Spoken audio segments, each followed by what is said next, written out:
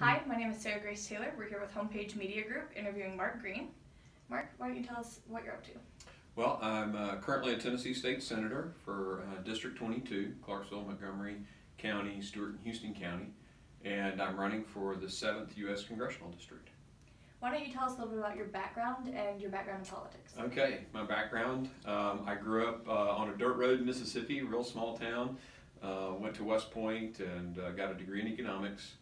Went into the Army as an infantry officer and served for, I think it was about a little over 9 years as an infantryman. I was in command in the 82nd when my dad had this really catastrophic event happen to him, and a surgeon saved his life. And I was like, man, I could do that for people. So I asked the Army if they'd send me to med school, and they did, and they said yes. Went back into special operations after going through med school and residency in emergency medicine. That's where I went to Iraq twice and Afghanistan once. Combat veteran. Actually was the physician that interviewed Saddam the night we caught him. Got out of the Army in 2006, and very shortly after that started a healthcare company. And we grew that up to, actually based right here on Maryland Way in Brentwood. Grew it up to about 1,000 employees in 11 states, a little over $200 million in revenue last year. Finally sold that this year, the last piece of that. And I've been a state senator now for about 5 years. I ran for election in 2012 and re-election in 2016. And I think probably the thing that I'm most proud of there as just an introduction to myself is, getting rid of the Hall income tax. Republicans have been promising to do that for years, and I went down and ran the bill 4 straight years, finally got it done. So only the second time in America's history that a state has repealed an income tax.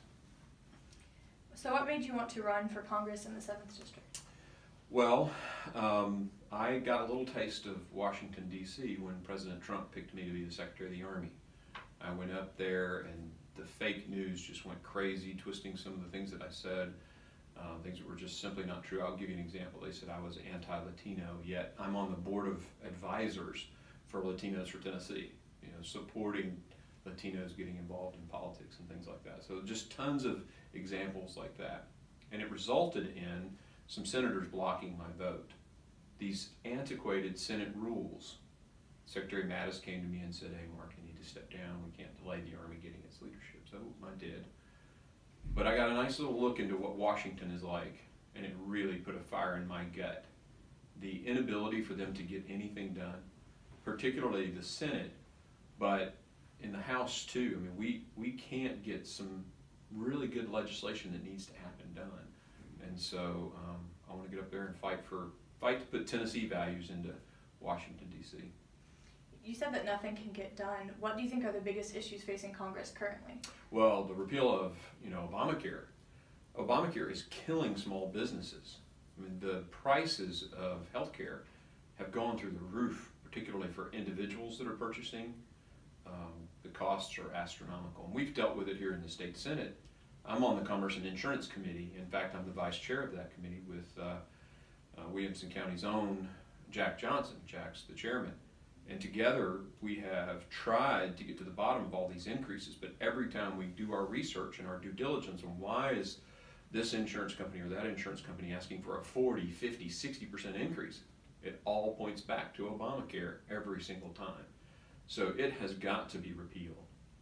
Other issues, if you're asking me what will be my priorities when I get there, what are the top problems? Very clearly, the government has become a weight on the economy. And President Trump has trimmed about 900 plus regulations, and we've seen 2 quarters of 3% plus growth. There's more work to be done. There are a whole department, the Department of Education. Education's a local thing. The Constitution says that. We need our local communities and our state, involved in education. We don't even need a Department of Education at the federal level. All of these little things, the bureaucracy that's been built up in government, we need to make it smaller, cut budgets, decrease the size of government overall. Tax reform, very clearly our corporate tax is horrific. It's like the worst in the world. And if we lower that, that's going to bring capital back into the United States, stimulate growth, and really it's about that person who doesn't have a job. Everyone wants to say, oh, you cut corporations' tax, but what it does is it leads to the creation of jobs. And so, you know, when you don't want to cut corporate tax, you got to go to that unemployed guy and say, look, I don't care about your plight. But I do, and so if we can cut corporate taxes, they'll take that, reinvest that, grow their businesses, and create more jobs. And that's what we've got to do. The list, I can keep going if you want me to. I mean, the military, we have got to rebuild the military. I got a neat little look into where the Army is when I was preparing up for the nomination hearings. And I don't want to say too much because, you know, our enemy listens, right? Mm-hmm. But our military needs significant leadership and budgetary responses from Congress that lead to restoring our ammunition stocks, getting our military up to a decent readiness level. The military looks at readiness in 4 categories, and it's ranked C1, 2, 3, 4. We have a very small percentage of our units right now that are considered C1, meaning they are fully ready to deploy, and that's unconscionable. Another great example of picking a guy like me to be in Congress is there's that oversight of defense, right? Mm-hmm. We had an ambush in Nigeria where American Special Forces guys were killed just recently. Wouldn't it be great to have somebody asking the question who knows a little bit about it? You know, why didn't you have field artillery support? Why didn't you have aviation assets to back those soldiers up on the field? You know, were there legitimate reasons not to? And how do you know to ask the question if you've never done that? You mentioned tax reform. How do you feel about the current Republican tax reform plan that's been proposed?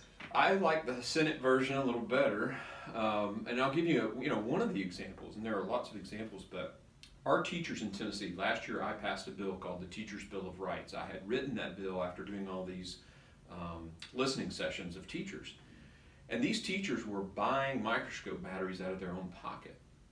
Well, at least they can write it off as a business expense. But I think one of the versions, I think it's the House version, removes that. Now, my bill in Tennessee said to school systems, you must fully, support logistically all your classrooms. Your teacher should never have to do that. But if they ever do, they should be able to claim that as a business expense. So it's little sort of, some people might say that's nitpicky, but that's an important thing to do. We got a lot of teachers in this city. So a big part of getting things done in Congress is working across the aisle. What things have you done in the past, and what would you do in the future to bridge bipartisanship? Oh yeah, I mean, I love finding those opportunities to reach across the aisle, and I've done a lot of bills where I've been the prime sponsor, and there's a Democrat that's been the prime sponsor in the House, because in my district is a Democrat House member, Joe Pitts. And Joe and I have run education legislation together, we've run pro-veteran legislation together, and when it came to getting the Hall tax done, I had to have some Democrat support, and we did, and we had Democrats vote for a tax cut in Tennessee because we went over, reached out, and won their heart. And so I think consensus building is a strength that I have, and clearly my legislative experience. You can look at my experience and say, yes, he's worked with Democrats to get things done. What will you be doing to maybe garner some of the Democratic vote in the state? You mean when I run for office? Well, it's just knocking on doors and letting people get to know you. I'll give you a great example. In my last primary, I won that Republican primary 85-15, and then I ran against a Democrat. I won the vote against the Democrat 75-25, but Trump only won 61% of that district. So, 15% or so, 14% and some change of the people who voted for me voted for Hillary Clinton. So very clearly, I do appeal to Democrats in my district. Now, that's because they get to know me, they know my servant heart. I mean, I have a very conservative record, but people typically vote for a person that they can believe in. And a lot of people will vote, those Democrats crossed over and voted for Mark Green. You mentioned bringing Tennessee values to federal government. What does that look like? What are issues that will affect the state specifically? Yeah, absolutely. So you're asking about Tennessee values. I used to kind of, it's a little bit of a joke, but I'm a physician, right? So I talk about this thing called Potomac fever, and how inside the Beltway, we send people to Washington, D.C., and they get Potomac fever. Right. They begin to forget where they came from. They forget values like don't steal, or don't you know, be truthful, all these things, right, that are simple values, but you know, go up and vote for big budgets and for, you know, wealth redistribution and things like that that just are not, you know, they're not Tennessee values. You know, in Tennessee we believe in small government. We believe in individual responsibility. And that's what's made our state great. I mean, look at us. We've got the lowest per capita debt in the nation. And I've been a part of that 5 years working on the budget in Tennessee. We've got some of the best job creation. You know, a balanced budget, a fully funded pension plan. The Social Security Disability Fund is supposed to run out in like five or 8 years. I mean, how unresponsible are they to let it get this bad? But yet here in Tennessee, we've operated under our value system and we've created a government that works phenomenally well. A lot of people will look at a Republican replacing Marsha Blackburn as kind of more of the same thing. How will you vary from your predecessor? Well, I think Marsha's done a very good job. You know, do I agree with her on every vote? No. But I think she's been she's won 72%. So she's obviously done very well in terms of connecting with the people and delivering what they want. So you know, I'm conservative too. I'm going to vote for smaller government. I'm going to vote to get rid of things like Obamacare. I'm going to vote for increased oversight into things like Department of Defense. I know there's waste there, and we're going to go find it. So I think you know, I bring a little different set of life experiences. You know, leadership is about the ability to influence people, but it's also about your intuition, right? Because leaders make decisions, and they make decisions based on their intuition. Well, intuition comes from life experiences. Well, what are my life experiences? I've been an Army infantry officer, commanding soldiers in the field. I've been a physician, taking care of patients, listening, being that listener. I've been a warrior. I've gone to combat and fought for freedom, everybody's freedom. For you, I mean, every person, whatever color, whatever race, whatever religion, I went and put my life on the line for them. That's my experience, you know. I've started a healthcare company and was tremendously successful. So, businessman, military guy, combat veteran, doctor, legislator, you know, 5 years of building consensus. I think I have a different set of experiences than Marsha. So, while I think she's been tremendously successful, I'll bring a little bit something different because I've been to combat. I've been a physician. So, thank you. I think that's all we have today, and I cool. appreciate you talking to us. Well, thanks for having me. Thank you.